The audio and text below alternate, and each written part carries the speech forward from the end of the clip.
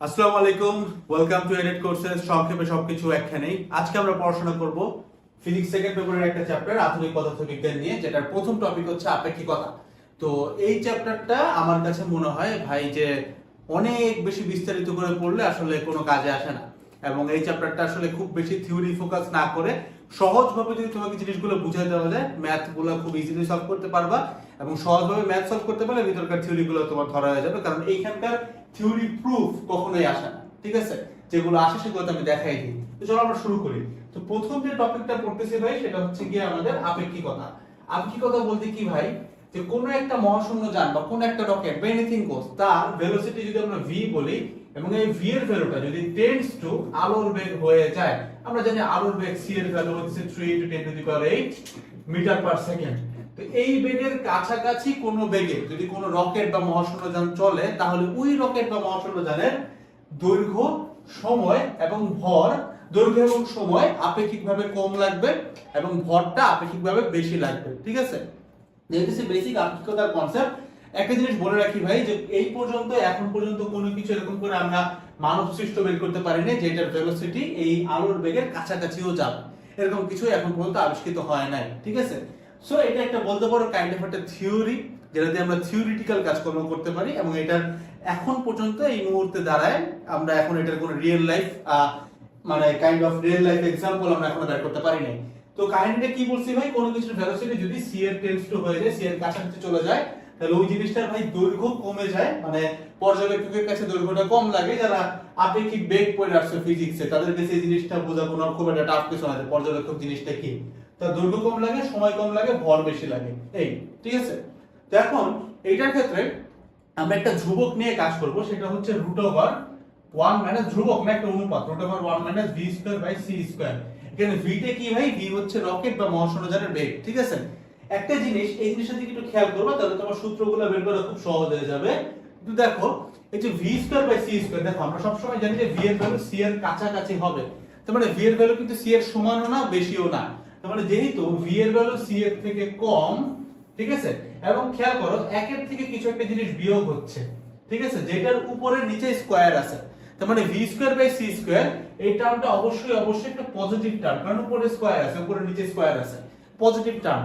তাহলে দেখো একের থেকে কিছু একটা বিয়োগ হচ্ছে, তার মানে রুটের নিচে যে ভ্যালুটা, মানে রুট সহ যে ভ্যালুটা, এটা কি হবে, অবশ্যই একের চেয়ে কম হবে। বুঝো, এখানে কিন্তু অলরেডি 1 আছে, তাহলে এখান থেকে কিছু একটা পজিটিভ জিনিস বিয়োগ হচ্ছে, কারণ v²/c² কিন্তু সবসময় পজিটিভ। এটা আবার কি হচ্ছে ভাই, এটা হচ্ছে বিয়োগ হচ্ছে, তার মানে বিয়োগ হওয়া পুরো টার্মটার কারণে এই যে টোটাল টার্মটা, রুটের নিচে যে টোটাল টার্মটা, সেটা কি হবে, অবশ্যই একের চেয়ে কম হবে। একের চেয়ে কম হওয়ার কারণে এই রুট সহ যদি পুরো টার্মটা আমরা চিন্তা করি, মানে √1 - v²/c² যদি চিন্তা করি, পুরো জিনিসটা কিন্তু একের চেয়ে কম হবে। এতটুকু বুঝাই মেইন জিনিস। ঠিক আছে, এতটুকু আমরা বুঝছি। এখন যে কাজটা আমরা করব ভাই, আমরা দৈর্ঘ্যকে l0 বলবো, সময়কে t0 বলবো, ভরকে m0 বলবো। কোনগুলোর ক্ষেত্রে, যখন আমরা স্থির পর্যবেক্ষকের ক্ষেত্রে চিন্তা করি। আর যখন এই জিনিসটা আমরা গতিশীল চিন্তা করব, তখন আমরা দৈর্ঘ্যকে বলবো হচ্ছে l, স্মল l0 না বলে বড় হাতের বলি l0। ঠিক আছে, দৈর্ঘ্যকে বলবো আমরা ক্যাপিটাল L, সময়কে বলবো আমরা স্মল t, আর ভরকে বলবো m। এটা কখন ভাই, যখন আমরা গতিশীল চিন্তা করতেছি। ঠিক আছে, এই হচ্ছে কথাবার্তা।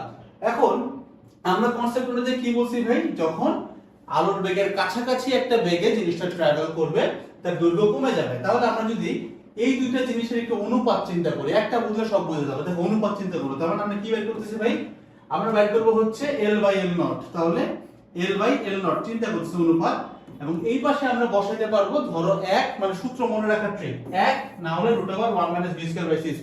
ঠিক আছে, এখন এটা যদি বুঝো, উপরে যাবে 1, তাহলে √1 - v²/c², এই দুইটা দিয়ে আমরা উপর নিচ লিখবো। এটা হচ্ছে সূত্র মনে রাখার ট্রিক। এখন দেখো তো ভাই, বড়কে l0 আর l এর মধ্যে বড়কে আমরা জানি যে গতিশীল অবস্থায় দৈর্ঘ্য কমে যায়, তার মানে অবশ্যই l এর ভ্যালু ছোট, তার মানে l এর ভ্যালু হচ্ছে l0 এর চেয়ে ছোট। খুবই স্বাভাবিক, l এর ভ্যালু কি ভাই, l0 এর চেয়ে ছোট।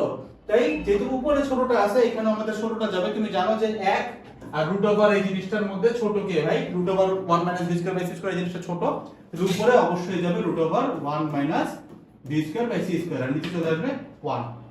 Concept clear? এটা গেল। এখন এই একই জিনিসটা তুমি যদি সময়ের ক্ষেত্রে করতে, তাহলে কেমন দাঁড়াইতো, মনে করো আমরা এখানে t/t0 এর হিসাব করতেছি। ঠিক আছে, তাহলে একই কথা, যেহেতু আমাদের গতিশীল অবস্থায় সময়ের ভ্যালু কম, তার মানে t is less than t naught, তার মানে ওই একই কনসেপ্ট যাবে, উপরে যাবে ছোটটা মানে √1 - v²/c², নিচে আসবে হইতেছে 1 বড়টা। ঠিক আছে, গেল। ভরের ক্ষেত্রে কি হবে? যদি আমি লিখি m/m0, তুমি জানো যে ভর হচ্ছে আবার বেড়ে যায়, গতিশীল অবস্থায় ভর বেড়ে যায়, তার মানে m এর ভ্যালু m0 এর থেকে বেশি, m is greater than m0, তার মানে উপরে যাবে বড়টা, নিচে আসবে ছোটটা। বড় কে ভাই? বড় হচ্ছে 1, তাহলে উপরে যাবে বড়টা 1, নিচে আসবে ছোটটা √1 - v²/c²। এই হইতেছে ভাই তোমার আপেক্ষিকতার বেসিক তিনটা সূত্র, বেসিক তিনটা ফর্মুলা। এই তিনটা মনে রাখলেই এই ম্যাথের মানে এই চ্যাপ্টারের বলতে পারো ভাই 70% ডান, জাস্ট এই ফর্মুলা তিনটা জানলে।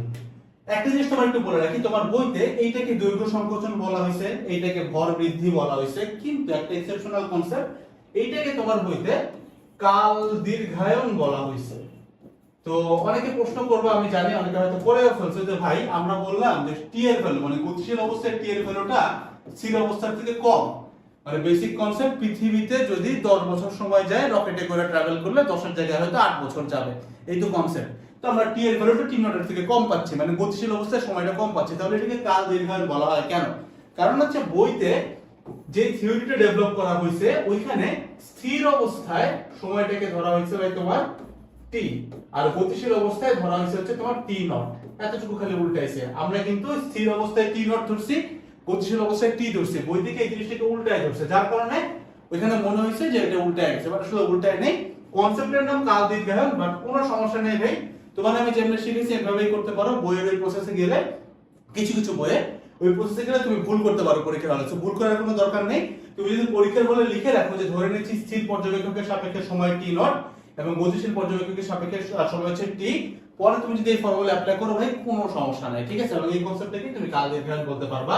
মোদ্দা কথা, যে বিজ্ঞানী এটা বের করছেন সেই কনসেপ্টটার নাম এভাবে দিয়েছে এন্ড সে টার্মগুলো কিভাবে ধরছে, দ্যাটস ওয়াই তোমাকে বইতে এভাবে দিয়েছে কিছু বইতে, দ্যাটস ইট, কোনো সমস্যা নেই ভাই, ঠিক আছে। আরো বেশি পেন খেলে ভাই টি নট না দিয়ে টি1 টি2 দিতে পারো, টি2 টি1 দিতে পারো, কিচ্ছু যায় আসে না ভাই, কোনো সমস্যা নেই। তো চলো ভাই এখন আমরা নেক্সট ডে কি আছে। তো আমরা গতিশীল ভর জিনিসটা বুঝছি, তাই না? স্থির ভর ধরছি আমরা হচ্ছে m0 আর গতিশীল ভর ধরছি হচ্ছে আমরা m। তাহলে তুমি তোমাকে যদি বলো যে স্থির অবস্থায় ভরবেগ কত, সেটা কত ভাই? m0 * v, তাই না? এটা হচ্ছে স্থির অবস্থায় একটা জিনিসের ভরবেগ, বস্তুর ভরবেগ, মানে ভরবেগের গুণফল। একই জিনিস তোমাকে যদি গতিশীল অবস্থায় বলে তাহলে তুমি কি করবা? গতিশীল ভরকে বেগ দ্বারা গুণ দিবা, এই হচ্ছে কথা। তাহলে গতিশীল অবস্থায় ভরবেগ কত ভাই? m * v। অনেক প্রকারের ফর্মুলা দেখো, বইতে একটা জটিল ফর্মুলা দিতে পারে, বাট তোমার কোনো দরকার নেই। তোমাকে মনে করি স্থির অবস্থায় ভর দেওয়া আছে ধরো 20 কেজি আর বেগ দেওয়া আছে ধরো c এর 1/√2 গুণ, কোনো সমস্যা নেই। তুমি কি করবা? এইটা ইউজ করে, খুব ইজি ইউজ করে তুমি কিন্তু খুব ইজিলি m এর ভ্যালু বের করতে পারবে, কারণ m/m0 এর তুমি ফর্মুলা জানো, m হচ্ছে বড়, তাহলে উপরে 1 নিচে √1 - v²/c²।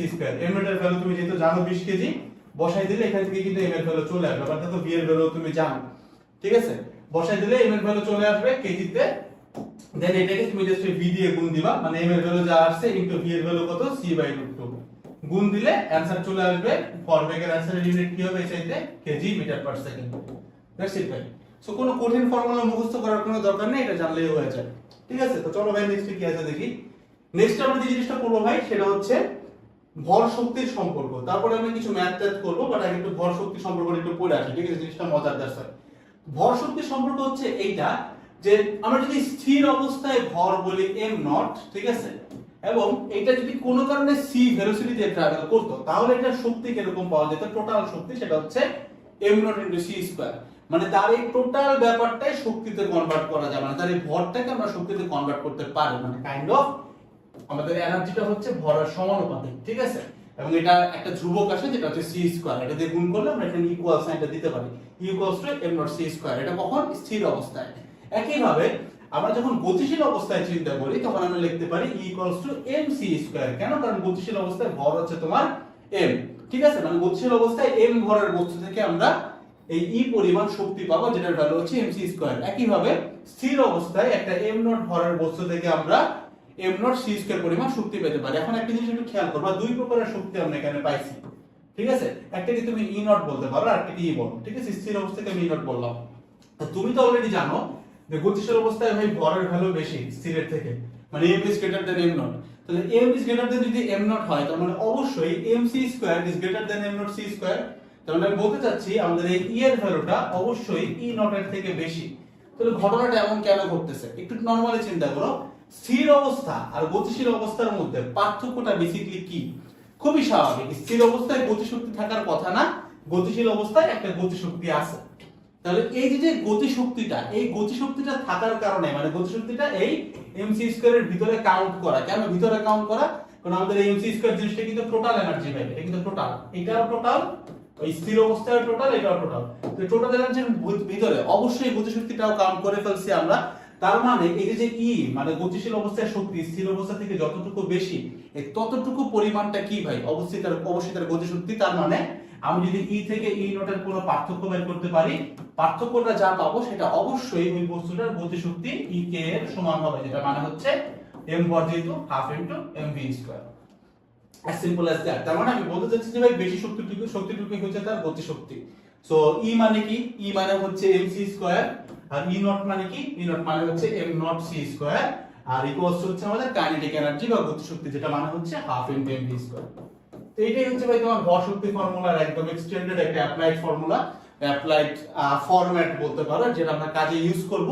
বাট তার আগে আমরা যতক্ষণ আপেক্ষিকতা পড়ে আসছি, এটার জন্য বেশ কিছু না ভাই, কয়েকটা ম্যাথ করলে তুমি দেখবে যে আপেক্ষিকতা একদম তোমার কাছে ক্লিয়ার হয়ে যাবে। ঠিক আছে, তো চলো আমরা একটু ম্যাথগুলো শুরু করি। প্রথম ম্যাথ 1.5 মিটার দৈর্ঘ্য। আমরা একটু ম্যাথ করলে যখন চুজ করছি এমন ম্যাথ নিয়েছি যেগুলো একটা সলভ করলে, কঠিনটা সলভ করলে বাকি সবগুলো সহজ এটার ভিতরে ইনক্লুড হয়ে যায়। ঠিক আছে, তো 1.5 মিটার দৈর্ঘ্যের একটা দণ্ড x অক্ষের উপর আছে। ঠিক আছে, তো বুঝতে পারছি সেটা পৃথিবীতে একটা লেন্থ দেওয়া আছে, যেটাকে আমরা l নট বলতে পারি, মানে স্থির অবস্থা। ঠিক আছে, একটা মহাশূন্যযান x অক্ষের সাথে 30 ডিগ্রি কোণে 0.6 c বেগে গেলে মহাশূন্যচারী কত লম্বা দৈর্ঘ্যের দণ্ড দেখবে? মানে গতিশীল অবস্থায় মহাশূন্যচারী যে দণ্ডটা দেখবে সেটা কিন্তু গতিশীল। তার মানে আমাদের l এর ভ্যালু চাইছে। আচ্ছা, এখন এখানে মেইন প্রশ্ন আসতে পারে v এর ভ্যালু কত? যদি আমাদেরকে এই অ্যাঙ্গেলটুকু দেওয়া না থাকতো, সরাসরি আমরা এটাকে v এর ভ্যালু ধরতে পারতাম, কিন্তু এই অ্যাঙ্গেলটা দেওয়ার কারণে ঝামেলা হয়েছে, v এর ভ্যালু সরাসরি আমরা এটাকে ধরতে পারতেছি না। আমরা ধরে নিচ্ছি এই 0.6 c, এটা হচ্ছে আমাদের v প্রাইম, যেটার ভ্যালু হচ্ছে 0.6 c। এখন একটু মাথায় রাখতে হবে, যার দৈর্ঘ্য বের করবে, আমি একটু লিখে রেখি, তোমরা একটু লিখে রাখবা, খুব মনে কাজে লাগবে। যার দৈর্ঘ্য বের করবে বা যে যার দৈর্ঘ্য মাপবো, তার অক্ষ বরাবর বেগ নিতে হয়। ঠিক আছে, তার অক্ষ বরাবর বেগ নিতে হয়। এই জিনিসটা যদি তুমি মাথায় রাখতে পারো ভাই, তুমি অনেক টাফ জিনিসও পারবে। অক্ষ বরাবর বেগ নিতে হয়, তাহলে একটু খেয়াল করো আমাদের কাইনেটে কি হইছে একটু লিখে রাখো। তো দেখো জিনিসটা কি গেছে ভাই, x অক্ষের সাথে কিন্তু দণ্ডটা রাখা। খেয়াল করো দণ্ডটা কিন্তু x অক্ষের উপরে আছে। তাহলে দণ্ডটা আমি যদি এখানে একটা প্ল্যানার চিন্তা করি, দণ্ডটা কিন্তু এক্স্যাক্টলি এই x অক্ষের উপরেই আছে ভাই। দণ্ডটা বেসিক্যালি তোমার এখানে x অক্ষের উপরে আছে। ঠিক আছে, এবং মহাশূন্যযানের ভেলোসিটিটা কোন দিকে সেটা যদি আমরা একটু চিন্তা করি, মহাশূন্যযান কিন্তু ভাই তোমার x অক্ষের সাথে 30 ডিগ্রি অ্যাঙ্গেলে যাচ্ছে, যেই বেগটাকে আমরা v প্রাইম বলছি, অ্যাঙ্গেল হচ্ছে 30 ডিগ্রি। তাহলে আমাদের কনসেপ্ট হলো যে আমরা কি বলছি ভাই, যার দৈর্ঘ্য বাইর করব, মানে দণ্ডটার দৈর্ঘ্য বাইর করতে যাচ্ছি, তখন কি করব, ওই যে দণ্ডটার অক্ষ বরাবর আমরা মহাশূন্যযানের বেগটাকে নিব। তো দণ্ডটার অক্ষ কই আছে? x অক্ষের উপরে আছে, তার মানে অবশ্যই আমাদের বেগটাকে x অক্ষের উপরে নিতে হবে। x অক্ষের উপরে v প্রাইম এর উপাংশ কত হবে ভাই? v prime cos 30, basic physics এর ভেক্টর। v প্রাইম cos 30 হবে, এটা হচ্ছে আমাদের মেইন বেগ, যেটা মানে কি আসবে ভাই, v প্রাইম মানে হচ্ছে 0.6 c cos 30। এই তো এইটা হচ্ছে ভাই তোমার v এর ভ্যালু। ঠিক আছে, এটা হচ্ছে তোমার v এর ভ্যালু। এখন জাস্ট ডিরেক্ট ফর্মুলা অ্যাপ্লাই করলে কাজ শেষ। ডিরেক্ট ফর্মুলা কেমন অ্যাপ্লাই করে, আমরা l divided by l not লিখি। যেহেতু আমরা জানি যে গতিশীল অবস্থায় দৈর্ঘ্য কমে যায়, তাহলে l এর ভ্যালু কম, তাহলে উপরে যাবে কমটা, √1 - v square by c square, নিচে আছে 1। ঠিক আছে, আচ্ছা ভালো কথা। এখন l নট এর ভ্যালু দেওয়া আছে, তাহলে l এই পাশে রাখলাম, l নটটাকে ওই পাশে নিয়ে গেলাম, থাকে হচ্ছে 1.5। আমরা কিন্তু মিটারে নিয়েছি, খেয়াল করো। ঠিক আছে, আর আরেকটা জিনিস একটু খেয়াল করো ভাই, এই যে ফর্মুলাগুলো দেখো, উপরেও মিটার হইলে নিচেও মিটার, সেই পাশে কিন্তু কোনো একক নাই, আবার এই পাশেও কিন্তু কোনো একক নাই, বুঝছো? এই পাশেও একক নেই, এই পাশেও একক নেই, এই পাশেও নেই, এই পাশেও নাই। আমি যেভাবে করে যে ফর্ম্যাটে সাজাইছি, তার মানে এই l যদি তুমি মিটারে নাও, এই l নট কিন্তু মিটারে আসবে, এটা সেন্টিমিটারে নিলে এটা সেন্টিমিটারে। সেম গোস ফর ভর, এটা কেজিতে নিলে এটাও কেজিতে আসবে, এটা গ্রামে নিলে এটাও গ্রামে আসবে। কনসেপ্ট বুঝছো? সময়ের ক্ষেত্রে সেকেন্ড, মিলি সেকেন্ড জানবে না, উপরেরটা জানবা, নিচেরটা তাই আসবে। ঠিক আছে, okay. So going back to the point, ছিল এই যেটা, তো এল ছিল মেইন লোডটাকে ওই পাশে নিলাম, যেহেতু এল এর ভ্যালু চাইছে গতিশীল অবস্থায় into root over 1 minus v square by c square, তাহলে 1 লিখলাম মাইনাস লিখলাম। এবার একটু খেয়াল করে v মানে কত, v মানে হচ্ছে 0.6 ইনটু c।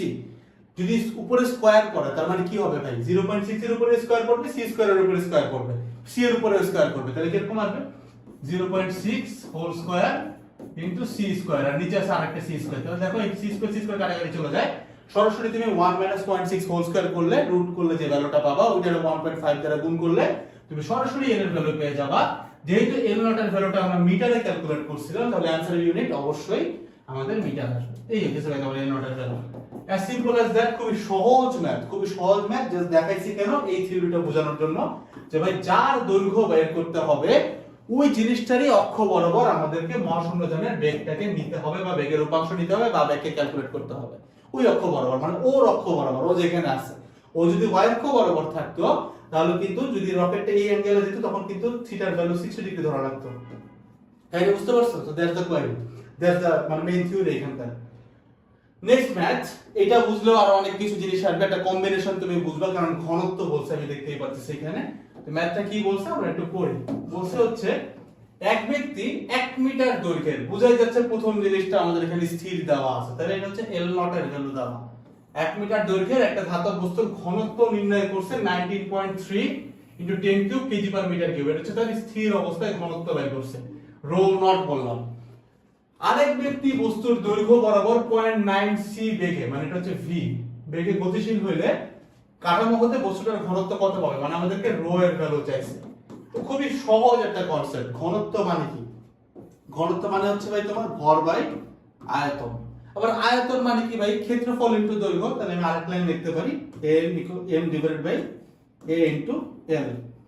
গেল। একই ভাবে আমরা রো নট কি লিখতে পারি, ভর বাই আয়তন। কিন্তু এই ক্ষেত্রে কি হবে, ভর তো এই ক্ষেত্রে স্থির, আমরা যেহেতু রো নট বলতেছে ভর তাহলে স্থির, তাহলে কি লিখবো m not by v not. v not কেন, কারণ স্থির অবস্থায় আয়তন, কারণ এই ক্ষেত্রে স্থির বের করতেছি আমরা, স্বাভাবিক। তাহলে m নট মানে কি ভাই, m নটের জায়গায় তোমার m নটই থাকলো, কোনো সমস্যা নেই। v নট মানে কি, ওই ক্ষেত্রফলের দৈর্ঘ্য দিয়ে গুণ দেব, তাই তো? কিন্তু একটু খেয়াল করো, আমাদের রকেটটা কিন্তু বেসিক্যালি মানে ওই যে গতিশীল কাঠামো বলছে সে কিন্তু দৈর্ঘ্য বরাবর ট্রাভেল করছে, তার মানে দৈর্ঘ্য বরাবরই চেঞ্জ হবে, ক্ষেত্রফল কিন্তু আরেকটাই থাকবে। বুঝতে পারছো? কারণ সে ট্রাভেল করছে দৈর্ঘ্য বরাবর, যদি আপেক্ষিকতা সে ফেস করে সে দৈর্ঘ্য বরাবরই ফেস করবে।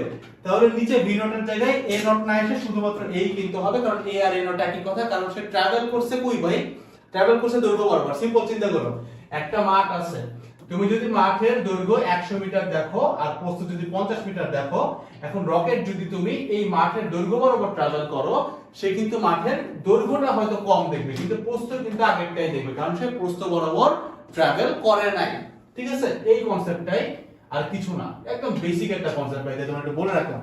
তাহলে এখানে কিন্তু এই থাকবে, কিন্তু সে যেহেতু দৈর্ঘ্য বরাবর ট্রাভেল করছে তাহলে আগে এল নট থাকলে এখন নতুন করে এল হইছে।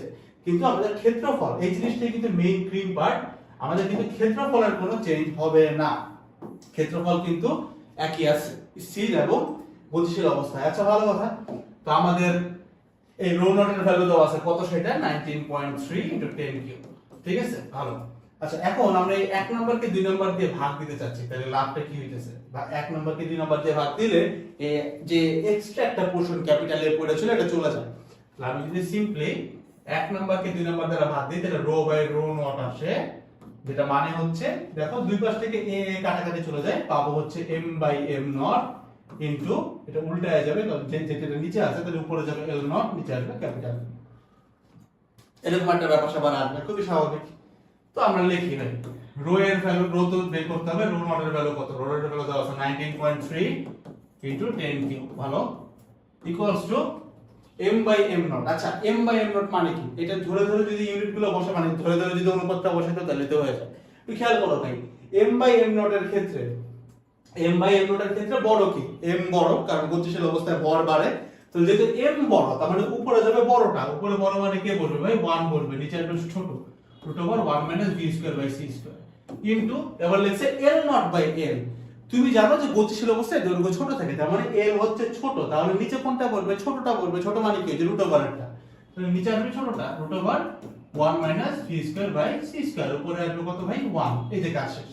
তুমি দেখো ভাই, এখন সব ভ্যালু জানো, কেমনে জানো, তো কি আছে দেখো, রো এর ভ্যালুটা এই পাশে রেখে দিলে ওই পাশে এই ভ্যালুটা চলে যায়, তাহলে 19.3 ইনটু 10 কিউব এসে পড়ে, ইনটু এই দুইটা রুট গুণ করলে রুটের উপর স্কয়ার আসলে রুট চলে যায়, তাহলে কি এরকম পাই 1 divided by 1 minus v square by c square. একটু খেয়াল করো, v এর ভ্যালু কত 0.9, স্কয়ার করলে কেমন আসে 0.9 ইনটু c, তাহলে স্কয়ার করলে কেমন আসবে 0.9 whole square into c square, নিচে আবার একটা c স্কয়ার আছে তাই না, এটা c স্কয়ার হবে, সরি, তাহলে c স্কয়ার কাটাকাটি চলে গেলে কি পাবো 0.9 হোল স্কয়ার পাবো, তাহলে 0.9 হোল স্কয়ার। ক্যালকুলেট করো ভাই, সরাসরি आंसर চলে আসবে এবং आंसरेর ইউনিট কি আসবে, রো এর ইউনিট কি হবে, যেহেতু আমরা এটা কেজি পার মিটার কিউবে ধরছিলাম ক্যালকুলেশন অনুযায়ী, এটা অবশ্যই কেজি পার মিটার কিউব বা কেজি মিটার ইনভার্স 3 হবে। এই যে সহজ একটা ম্যাথ ভাই, একদমই সহজ একটা ম্যাথ, তুমি জাস্ট খেলে যদি থিওরিটুকু বুঝে আসছো, এজন্য কিন্তু আমি থিওরিটি একটু ভালো মতো দেখাইছি, যে লাইক থিওরি প্রুফ না দেখায় অ্যাপ্লাই করবে কিভাবে এই জিনিসটা তোমাদের বুঝাইছি, ঠিক আছে। তো চলো ভাই ডান, নেক্সট একটা কনসেপ্ট পড়বো, সেটা হচ্ছে আলোক বর্ষ কি। এই আলোক বর্ষকে অনেকে লাইট ইয়ার বলে, লাইট ইয়ার মানে ইংলিশে ভাই লাইট ইয়ার, লাইট ইয়ার মানে কি ভাই, খুবই বেসিক একটা কনসেপ্ট, বাট যদি না বুঝো অনেক প্যারা। 1 লাইট ইয়ার আমরা লিখবো 1 ly মানে লাইট ইয়ার, মানে হচ্ছে 1 বছর সময় আলো যতটুকু দূরত্ব ট্রাভেল করে। খেয়াল করো, লাইট ইয়ার আলোক বর্ষ, সময় এই জিনিসটা দেখলে মনে হয় এটা মনে হয় সময়, দেখলে মনে হয় এটা মনে হয় সময়ের একক, কিন্তু ধারণাটা কমপ্লিটলি ভুল, এটা সময়ের একক না। 1 লাইট ইয়ার বলতে বোঝায় এটা একটা দৈর্ঘ্য বা দূরত্বের একক। কিরকম দৈর্ঘ্য বুঝো, 1 বছরে আলো যতটুকু ট্রাভেল করে, দূরত্বের একক, দৈর্ঘ্যের একক, সময়ের একক না। তাহলে 1 লাইট ইয়ার মানে আমরা জানি যে s কি ভাই v t, তাই না, দূরত্ব বেগ ইনটু সময়। তুমি জানো যে আলোর বেগ সমবেগ ধরা হয়, তাহলে v t বসবে। তো আমি 1 লাইট ইয়ার কি লিখতে পারি ভাই, v t। খেয়াল করো, 1 লাইট ইয়ার মানে 1 বছরে আলো যতটুকু ট্রাভেল করে, 2 আলোক বর্ষ মানে কি 2 বছরে আলো যতটুকু ট্রাভেল করে, তো আমরা এখন বের করতেছি 1 লাইট ইয়ার। তাহলে v মানে কি, v মানে হচ্ছে ভাই আলোর বেগ, যেটা কত c, ইনটু সময় কত ভাই 1 ইয়ার। c এর ভ্যালু কত 3 into 10 to the power 8 metre per second into 1 year. আচ্ছা 1 বছর মানে কি ভাই 365 দিন, 365 দিন মানে কি ভাই 365 দিন, দিনকে যদি আমি 1 বছর মানে 365 দিন, ওই দিনকে যদি ঘন্টায় নেই তাহলে গুণ দেব কত 24 দ্বারা, আবার এই ঘন্টাকে যদি আমি সেকেন্ডে নেই তাহলে 3600 দ্বারা গুণ দেব, তাহলে পুরাটা পেয়ে গেলাম কিসে ভাই সেকেন্ডে। ইউনিট একটু খেয়াল করবা, তোমার ইউনিট অনুযায়ী এই পার সেকেন্ড আর সেকেন্ড কিন্তু কাটাকাটি চলে যায়, পরে থাকে কি শুধুমাত্র মিটার, যেটাই হওয়ার কথা ছিল। তাহলে আমাদের ইউনিট কিন্তু মিটার আসবে, এবং এই যে টার্মটা এতটুকু এবং এতটুকু যদি তুমি ক্যালকুলেট করো, তুমি পাবা হচ্ছে 9.46 into 10 to the power 15 metre. এটাই হচ্ছে উত্তর, যে 1 light year equals to 9.46 into 10 to the power 15 metre. এখন এই কনসেপ্টটা বা এই ফর্মুলাটা অ্যাপ্লাই করব আমরা আমাদের নেক্সট ম্যাথে। আচ্ছা চলো এই কনসেপ্টটা ইউজ করে আমরা একটা ম্যাথ করে ফেলাই। ম্যাথটা খুব সম্ভবত ইঞ্জিনিয়ারিং লেভেলের, কেন এখনই বা কেন এই ম্যাথগুলো আমরা দেখাই, দেখানোর রিজন হচ্ছে কারণ আমি কিন্তু বারবার বলেছি আমাদের ক্লাসগুলো করলে তোমার টেস্ট পেপার কোশ্চেন ব্যাংক সবই হয়ে যায়, চলো ওরকম করে পড়ানোর চেষ্টা করি যে সংক্ষেপে সবকিছু একখানে রাখতে হয়। তো চলো শুরু করি। ম্যাথটা এমন না যে খুব মানে রকেট সায়েন্স হয়ে যাবে এমন কিছু না, রকেটের ম্যাথ বাট রকেট সায়েন্স হবে না, দেখে আসো। এন্ড এই জিনিসটা বুঝলে ভাই তোমার একাডেমিক লেভেলে অনেক ম্যাথ সলভ করা খুব ইজি হয়ে যাবে। তো কোশ্চেনটা পড়ে, এক ভদ্র মহিলা মহাশূন্য যানে করে 4 আলোক বর্ষ দূরের একটা গ্রহে 0.9c বেগে যাবেন আর ফিরে আসবেন, যাবেন ফিরে আসবেন, দুইটা ট্রিপ। তার বয়স তার যমজ বোন যে পৃথিবীতে ছিল এর চেয়ে কত কম হবে। তো একজন মহাশূন্য যানে করে 4 আলোক বর্ষ দূরে একটা জায়গায় যাবে, একটা গ্রহে যাবে, যেখানে তার বেগ হচ্ছে 0.9c বেগ, যাবে এবং ফিরে আসবে। তাহলে তুমি কিন্তু জানো ভাই এই আলোক বর্ষ, অনেকে এটাকে সময় ধরে বিভিন্ন ভাবে ম্যাথ করে, বাট আমি এটাকে সময় ধরে করি না, আমি আমার প্রসেসে তোমাদের সলভ করে দেখাবো। আমার কাছে আমার অনেক ইজি লাগে, অবশ্যই নিজের কাছে ইজি লাগে, বাট তাও দেখো। তো দেখো ভাই এই যে 4 আলোক বর্ষ দূরে যে টাইমটা দিছে, এটা কিন্তু বেসিক্যালি আমরা যখন বলি এত আলোক বর্ষ দূরে যাইতে হবে, এটা কিন্তু বেসিক্যালি আমরা পৃথিবী থেকে কাউন্ট করি, ঠিক আছে, মানে সময়টা পৃথিবীর কাউন্টে আসে, বা দৈর্ঘ্যটা বা দূরত্বটা পৃথিবীর কাউন্টে চিন্তা করি। তাহলে যে 4 আলোক বর্ষ যে দূরত্বটা, এটাকে আমরা কি বলবো ভাই এল নট বলতে পারি অবশ্যই, কারণ পৃথিবীর রেসপেক্টে কাউন্ট করা, ঠিক আছে, কারণ সে যাবে মানে সে কিন্তু এমন যে জায়গাতে ট্রাভেল করছে মানে গতিশীল অবস্থায় দৈর্ঘ্যটা মাপছে এরকম কিন্তু না, সে কিন্তু পৃথিবীতে বসে কাউন্ট করে দিচ্ছে যে সেটা দূরে হচ্ছে 4 আলোক বর্ষ দূরে। সো এটা কিন্তু বেসিক্যালি এল নট। তোমরা একটু আগে পড়ে আসছো ভাই যে আলোক বর্ষ কিন্তু একটা দূরত্ব, ঠিক আছে, কিন্তু আগে পড়ে আসছে দূরত্ব মানে একটা দৈর্ঘ্য, এটা সেটা নিয়ে কনফিউশন ক্রিয়েট হওয়ার কথা। তো এল নটের ভ্যালু কত ভাই 4 লাইট ইয়ার, কিন্তু সে তো দুইটা ট্রিপ দিচ্ছে, আসছে গেছে, তাহলে দৈর্ঘ্য কত হবে বা দূরত্ব কত হবে? গেছে 4, আসছে 4, এটা তো দূরত্ব, টোটালটার যোগফল, তাই না? তাহলে 4 দুগুণা 8 মানে 8 লাইট ইয়ার, ly লিখলাম, ঠিক আছে? আচ্ছা, তো এখন তার গতিশীল অবস্থার ভ্যালুটা কত হবে, মানে l এর ভ্যালুটা কত হবে, কিভাবে বের করব? l বাই l নট লিখবো। তুমি জানো যে গতিশীল অবস্থায় দৈর্ঘ্য ছোট হয়, তাহলে উপরে কি হবে? √1 - b square by c square যাবে, নিচে আসবে 1, লিখতে থাকি √1 - b square by c square, v এর ভ্যালু কত ভাই? 0.9, c স্কয়ার করলে 0.9 square into c square, c square c square নিচে নিচে কাটাকাটি চলে যাবে, উপর নিচে, তো পড়ে থাকে হচ্ছে 0.9 হোল স্কয়ার, ঠিক আছে? এখন এখান থেকে আমি যদি l এর ভ্যালু বের করতে চাই, তাহলে l নট এর পাশে যে গুণ হবে, l নট এর ভ্যালু হচ্ছে 8, তাহলে 8 ইনটু √1 - 0.9 হোল স্কয়ার। এটা আমাদের ইঞ্জিনিয়ারিং অ্যাডমিশনে আসা ম্যাথ ছিল, সেটা মোটামুটি মুখস্থ আছে, উত্তরটা এরকম 3.487 লাইট ইয়ার, ঠিক আছে? এটা হচ্ছে তার l এর ভ্যালু। তাহলে আমরা l নট পেলাম, l পাইলাম। এখন ভাই আমাদের তো চাইছে ভাই বয়স, মানে সময়ের হিসাবে যেতে হবে, চলো সময়ের হিসাবে চলে যাই, ইজি তো। দৈর্ঘ্য থেকে তো দৈর্ঘ্য আর বেগ নিয়ে কাজ করলে তো সময় চলে আসে। তো আমরা যখন t নট বের করব বা t বের করব, আগে মনে করো t নট বের করি, t নট ইকুয়ালস টু কি আসবে ভাই? s ইকুয়ালস টু vt, যেহেতু আলো হচ্ছে সমবেগে চলে, s equals to vt, t equals to s by v, ঠিক আছে? তো রকেটের বেগটা কিন্তু এখানে সমবেগে ধরছে, তো সমস্যা নাই, t equals to s by v, তাহলে s বাই v আসবে। আচ্ছা, এখানে s কত ভাই? দৈর্ঘ্যটা কত? দেখো স্থির অবস্থায় দৈর্ঘ্য কত, t নট কত, মানে এটা কিন্তু পৃথিবীতে টাইমটা কাউন্ট করতেছে, যে যমজ কোণটা তার পৃথিবীতে ছিল সেই কাউন্টটা করতেছি। t নট এর ভ্যালু কি আসবে? দৈর্ঘ্য কত আসবে ভাই? অবশ্যই স্থির সময়টা আসবে, স্থির সময় কত হয়েছে 8, তাহলে এখানে কি আসবে? 8 ডিভাইডেড বাই v, v এর ভ্যালু কত? v এর ভ্যালু হচ্ছে 0.9 c। একটা ভুল আমরা করছি, আমি জানি না তোমরা খেয়াল করছো কিনা। ভুলটা কি?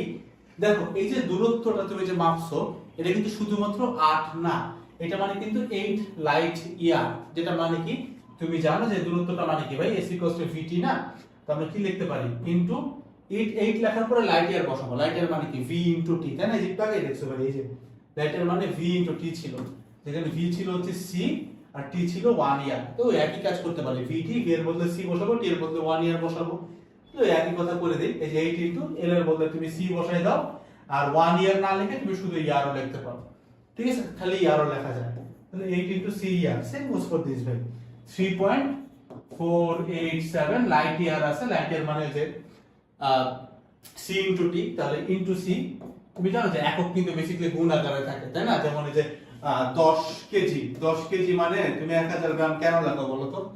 10 কেজি, সরি 10 কেজি না, 1 কেজি মানে তুমি 1000 গ্রাম কেন লেখো? কেন লেখো? কারণ হচ্ছে 1 ইনটু k এর ভ্যালু কত থাকে? তুমি ছোটবেলায় পড়ছো, k এর ভ্যালু হচ্ছে 10 কিউব ইনটু গ্রাম, যার কারণে তুমি এটা 1000 গ্রাম বলো, বুঝতে পারছো? 1 কেজি মানে 1000 গ্রাম কেন আসে? কারণ k জিনিসটা কিন্তু এই 1 এর সাথে গুণ আকারে থাকে।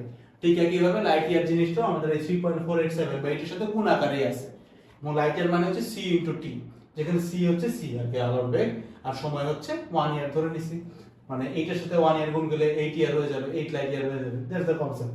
তো এখানে c থাকবে, সাথে ইয়ার পড়ে থাকবে, তো এখানেও কিন্তু এইটার সাথে কি আসবে? s মানে কি ভাই? s মানে কিন্তু এই পুরাটা 8 ইনটু c ইয়ার, তাহলে 8 লেখছো ইনটু c দিবা, আর পড়ে থাকবে ইয়ার, কনসেপ্টটা বুঝছো? তাহলে এই c আর এই c কাটাকাটি চলে যাবে, উপর নিচ থেকে c কাটাকাটি চলে যাবে, উপর নিচ থেকে যদি c তোমার কাটাকাটি চলে যায়, তাহলে তোমার ভ্যালুটা কত আসবে? এটা আমরা ক্যালকুলেশনে দেখছিলাম যে 8.88 সামথিং আসবে, যদি ভুল হয় একটু দেখে নিবা, আই গেস এটা নিয়ে তোমাদের মাথা ব্যথার কিছু নাই, মানে জাস্ট ক্যালকুলেশনে পেয়ে নিতে পারে, আর কোনো ঝামেলা নেই, প্রসেসটা বুঝলেই হবে। এটা হচ্ছে তোমার পৃথিবীতে তার মানে বোনের বয়স এইটুক টাইমের মধ্যে কততে যাবে, মানে কত প্লাস হবে। আমরা যদি রকেটের হিসাবটা করি, মানে যে হচ্ছে গিয়ে মহাশূন্যযানে করে গেছিল, তাহলে সেটা কি হবে? t s by v। আচ্ছা, s কি হবে এই ক্ষেত্রে? যদি এবার গতিশীল সময় বের করব, অবশ্যই l টাই আমাদের s হবে, ক্যাপিটাল L যেটা, তাহলে উপরে যাবে ক্যাপিটাল L, নিচে আসবে v, v কত? 0.9 ইনটু c, দুই ক্ষেত্রে তো বেগ একই। l এর ভ্যালু কি ভাই? ওই যে বের করছি 3.487 ইনটু c ইয়ার, তাহলে l এর ভ্যালু হচ্ছে 3.487 ইনটু c ইয়ার, ইয়ারটা আলাদা করে লিখলাম, কারণ তুমি জানো যে সাইডে লেখা আর গুণ দিয়ে লেখা একই কথা, ইয়ারটা আলাদা করে লিখলাম, divided by 0.9c, divided by 0.9c, উপর নিচ থেকে c কাটাকাটি চলে গেলে ক্যালকুলেশন করলে এটা ভ্যালু আসবে হচ্ছে 3.8745 ইয়ার, ঠিক আছে? দুটো সময় পেলাম, বলছে যে তাদের বয়সের পার্থক্য কত হবে, খুবই স্বাভাবিক, তুমি ডেল টি করে দাও, ডেল টি মানে হচ্ছে t মাইনাস t নট, বিয়োগ করলে কাছাকাছি উত্তরটা তুমি 5 বছরের মতো পাবা একটু অ্যাপ্রক্সিমেটলি। ঠিক আছে ভাই, তোমার ওভারঅল ম্যাথটা আহামরি কঠিন কিছুই না। আমি তোমার একটু কনসেপ্ট একটু মানে কাইন্ড অফ আমি বলতে পারো যে একটু আমি দিয়ে যাই তোমাকে, রিক্যাপ দিয়ে যাই যে আলোক বর্ষ দেওয়া আছে মানে দৈর্ঘ্য দেওয়া আছে, আমাদের সময়তে যাওয়া লাগবে। তো আমরা প্রথমে এল নট বাই করলাম স্থির দৈর্ঘ্য, দেন গতিশীল দৈর্ঘ্য বাই করলাম, স্থির দৈর্ঘ্য থেকে স্থির সময় বাই করলাম, গতিশীল দৈর্ঘ্য থেকে গতিশীল সময় বাই করলাম। Simple concept. এবং সময় বের করার সময় এই যে 8 ইনটু সি, এই জিনিসটা বুঝতে হবে যে লাইট ইয়ার মানে কি। 8 লাইট ইয়ার মানে কি ভাই? 8 লাইট ইয়ার মানে 8 ইনটু সি ইয়ার, বছরটা কিন্তু পড়ে থাকে, এই কারণে কিন্তু এখানেও তোমার বছর পড়ে আছে। ঠিক আছে, তো খুবই সিম্পল একটা কনসেপ্ট ভাই, যদি একটু ঠান্ডা মাথায় চিন্তা করতে পারো ম্যাথটা, আহামরি কিছু না। আমি জিনিসটা তোমার আরেকটু ভাই ক্লিয়ার করে বলি, তো দেখো এই জিনিসটা আর কেমন লাইট ইয়ার হইছে, এইটুকু তো সবাই ক্লিয়ার যে 8 লাইট ইয়ার পাইছি। এটাতে কোনো সন্দেহ আশা করি নাই, 4 ভাগে দিয়ে গুণ দিয়ে 8 লাইট ইয়ার পাইছি। ঠিক আছে, তো ভাই আমি লাইট ইয়ারটাকে গুণ আকারে কেন রাখলাম, আমি আবার একটু দেখাই তোমাকে। দেখো এই যে 1 কেজি, এটা মানে তুমি কি লেখো 1 লিখছো, তুমি জেনারেল লিখে দাও যে 1 কেজি মানে 1000 গ্রাম, বাট এটার বেসিক কনসেপ্ট কি ভাই, 1 রাখো সাথে কে আছে গুণ আকারে, তার মানে কি 10 কিউব ইনটু গ্রাম এরকম থাকে, যেটা মানে হচ্ছে 1000 গ্রাম। ঠিক আছে, আমার যদি 2 কেজি থাকে, যদি 2 কেজি থাকে তাহলে তুমি এখানে 2000 করে আসছো, তাহলে এখানে 2 থাকে, তাহলে 2 ইনটু 10 কিউব হয় না, ওই একই কথা ভাই। এখানে 1 এর জায়গায় যদি 8 আসে, তুমি 1 লাইট ইয়ার মানে কি লিখছিলে একটু আগে, 1 সি ইনটু টি লিখছিলে না, 1 ইনটু সি ইনটু টি, যেখানে টি এর ভ্যালু হচ্ছে 1 ইয়ার, তাহলে কি লিখতে 1 ইনটু সি ইনটু 1 ইয়ার বা শুধুমাত্র ইয়ার, ওই একই কথা ভাই, জাস্ট এই লাইটের বদলে সি বসায় দেওয়ার কিচ্ছু না। এই লাইটের মানে কি 8 ইনটু সি ইনটু টি, এখন টি কত ভাই 1 ইয়ার করতেছে, তাহলে 8 ইনটু সি ইনটু 1 ইয়ার বা শুধুমাত্র ইয়ার লিখে দাও, ওই কাজটাই করছে ভাই 8 ইনটু সি ইয়ার। একবার দুবার একটু দেখো জিনিসটা, তাহলে বুঝে যাবে 8 into c year, same goes for here 3.487 light year ছিল, যেটা মানে হচ্ছে 3.487 ইনটু সি ইয়ার মানে লাইট ইয়ার। ঠিক আছে, যে কারণ কি, কারণ দেখো এই যে 8 তো এখানে বসাইছে, এটার ইউনিটে কিন্তু তোমার লাইট ইয়ার ছিল, তার মানে এখান থেকে যে ক্যালকুলেশন করে পাইছো তুমি, এটা কিন্তু লাইট ইয়ারই পাবা। আমি তোমাকে বলছিলাম না ভাই যে উপরে যা পাবা এখানে এল এর ইউনিট যা পাবা এল নট এর ইউনিট তাই পাবা, এল নট এর ইউনিট যা পাবা এল এর ইউনিট তাই পাবা। তো এল নট এর ইউনিট যেহেতু 8 লাইট ইয়ার ছিল, এল এর ইউনিটও তুমি লাইট ইয়ারই পাবা, যেটা 3.487 লাইট ইয়ার। আমরা সি দিয়ে লিখতে চাইলে 3.487 ইনটু সি ইয়ার। ঠিক আছে, এর কি ব্যাপারটা। তো ভাই এইবার আমরা যে জিনিসটা পড়বো, মোটামুটি আমাদের আপেক্ষিকতার কাহিনী শেষ। এখন থেকে যে কনসেপ্টগুলো আমরা পড়ে যাচ্ছি, এগুলো হচ্ছে বেসিক্যালি ভাই তোমার এখান থেকেও সৃজনশীল আসে, এখান থেকে এমসিকিউ আসে এবং ইঞ্জিনিয়ারিং জিনিসপত্র আসে, তো তার সাথে দেখা লাগবে, বাট খুব একটা জটিল কিছু না, টান দিয়ে দেখাই দিব। ফর্মুলা বেসিক্যালি একটাই, ওই একটা ফর্মুলাতে আমরা ঘুরে ফিরে আসবো, বাট আগে একটু বুঝে রাখি, তো জিনিসটা বোঝা যায়, বোঝার মতো জিনিস, বুঝলে কোনো দোষ নাই। আর বুঝলে যারা একাডেমিকে আসো ভাই তোমরা অনুধাবনমূলক লিখতে পারবা। তো বেসিক্যালি ভাই আলোর দ্বৈত ধর্ম আছে, মানে আলোর মধ্যে দুই রকমের ধর্ম দেখা যায়।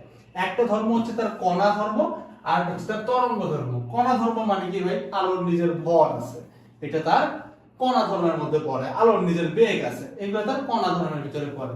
আবার তরঙ্গ ধর্ম, যেমন তুমি জানো যে ভাই আলোর কম্পাঙ্ক আছে, আলোর তরঙ্গ দৈর্ঘ্য আছে। ঠিক আছে, তার মানে আলোর তরঙ্গ ধর্ম আছে। এখন একটা প্রশ্ন আসে ভাই, একই সাথে কি দুইটা জিনিস থাকতে পারবে আলোর ভিতরে? কথা হচ্ছে মহাবিশ্বের যে কোনো বস্তুর ক্ষেত্রে ওই বস্তুর কণা ধর্ম যখন বেড়ে যায় তরঙ্গ ধর্ম কমে যায়, তরঙ্গ ধর্ম যখন বেড়ে যায় কণা ধর্ম তখন কমে যায়, মানে কণা ধর্ম বাড়লে তরঙ্গ ধর্ম কমে। এবং এই যে রেশিওটা, এই রেশিওটাকে একজন বিজ্ঞানী ডি ব্রগলি একটা অনুপাতিক চিহ্নের মাধ্যমে প্রকাশ করছে, সেটা হচ্ছে কণা ধর্ম ইজ সমানুপাতিক 1 বাই তরঙ্গ ধর্ম।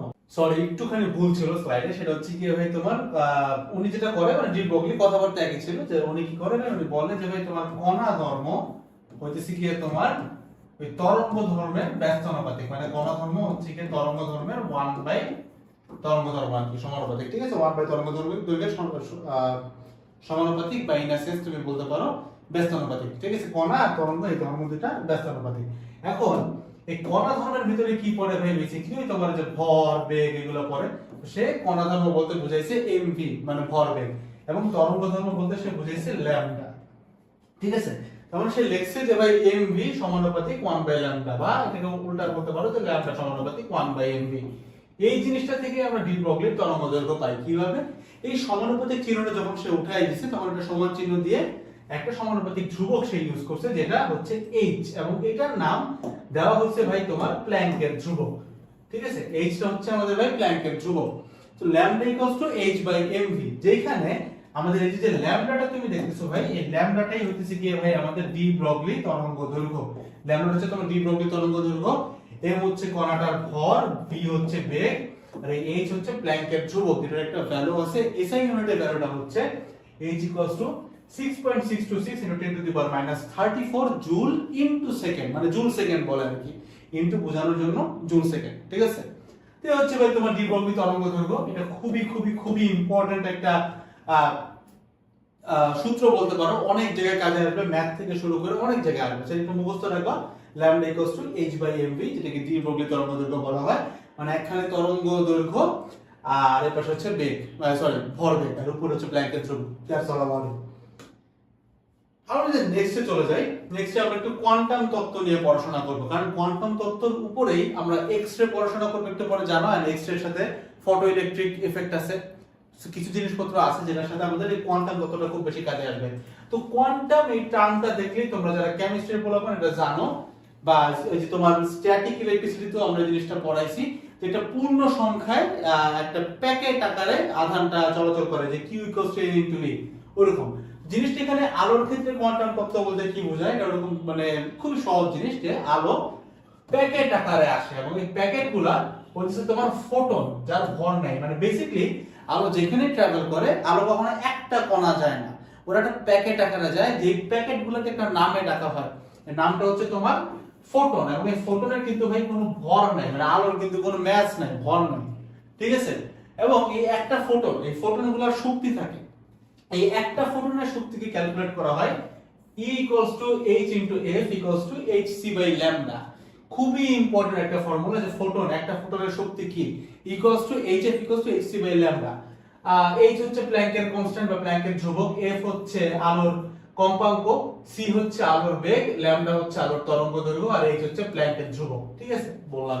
আর এই হচ্ছে ফোটনের শক্তি। খুবই ইম্পর্টেন্ট একটা ফর্মুলা, মনে রাখবা। এখন এখানে একটা জিনিস তোমাকে আমি বলি, ছোটবেলায় আমরা বেনিয়া সহকলা পড়ে আসছি। ঠিক আছে, তো এখানে যাওয়ার আগে একটু দেখে রাখো যে এই ফর্মুলাটা তোমার কি বলে ভাই, তোমার যদি f এর ভ্যালু বাড়ে শক্তি কিন্তু বাড়বে, আবার f এর ভ্যালু বাড়লে ল্যামডার ভ্যালু কিন্তু ভাই কমবে। ঠিক আছে, তার মানে দেখো f এর ভ্যালু বাড়লে শক্তি বাড়বে, আবার ল্যামডা কমবে, খুবই স্বাভাবিক। তো ঠিক একই ভাবে আমরা যে বেনিয়া সহকলা করছিলাম, যেটার উপরে ছিল বেগুনি, নিচে ছিল লাল, এই দুটোর নিচে আমরা একটা কথাবার্তা বলি।